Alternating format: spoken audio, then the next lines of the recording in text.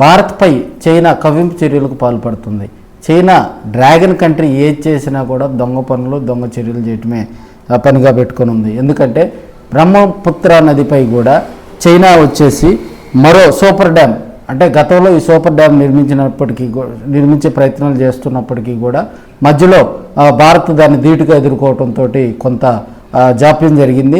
అయితే మనకి Australian strategic policy institute నివేదికలో కూడా ఈ సూపర్ డ్యామ్ వల్ల కూడా భారత్కు ప్రమాదం పొంచి ఉందని కూడా ఆ నివేదిక తెలియజేస్తూ ఉంది. భారత్ దీన్ని ధీటుగా ఎదుర్కొనేందుకు కూడా దీని మీద చర్యలు తీసుకోవడం జరుగుతుంది.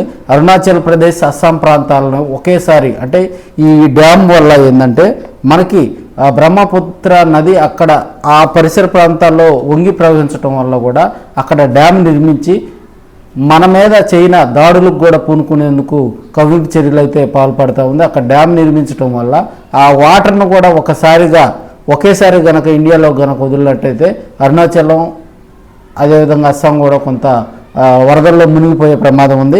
దీన్ని కూడా భారత్ ధీటుగా ఎదుర్కొంటూ ఉంది. అక్కడ కనుక వాళ్ళు కనుక సూపర్ డ్యామ్ కనుక నిర్మాణం కనుక పూర్తయితే మనకి అరుణాచల్ ప్రదేశ్, అస్సాంలో కూడా త్రాగునీటి ఇబ్బంది వచ్చే పరిస్థితి ఉంది. కాబట్టి దీన్ని ఎదుర్కొనేందుకు కూడా ఇండియన్ ఆర్మీ సిద్ధంగా ఉంది.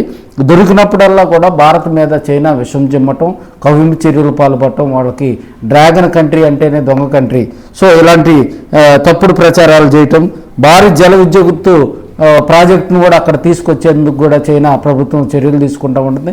అయితే దీని డ్రాగన్ కంట్రీ కవ్వింపు చర్యలను కూడా ఇండియా ధీటుగా ఎదుర్కొనే ప్రయత్నం అయితే చేస్తూ ఉంది. బ్రహ్మపుత్ర నదిపై గనక సూపర్ డ్యామ్ గనక నిర్మించినట్లయితే చైనాకు చాలా కలిసి వచ్చే అంశం. ఎందుకంటే భౌగోళికంగా కూడా చాలా అనుకూలంగా ఉంటుంది. తక్కువ ఖర్చుతో అక్కడ ఎక్కువ విద్యుత్తును ఉత్పత్తి చేసి తద్వారా కూడా చైనా లాభం పొందాలని కూడా ప్రయత్నాలు చేస్తుంది. ఇది ఈ విధంగా కొనసాగించే అవకాశాలు కూడా ఉన్నాయి. కాబట్టి దీన్ని సూపర్ డ్యామ్గా కూడా దాన్ని అభివర్ణించింది. సో దీన్ని ధీటుగా ఎదుర్కొనేందుకు కూడా భారత్ సిద్ధంగా ఉందని కూడా. అయితే కవ్వింపు చర్యలకు పాల్పడుతున్నటువంటి చైనాను నిలువరించే విధంగా కూడా భారత్ పూనుకుంటుంది.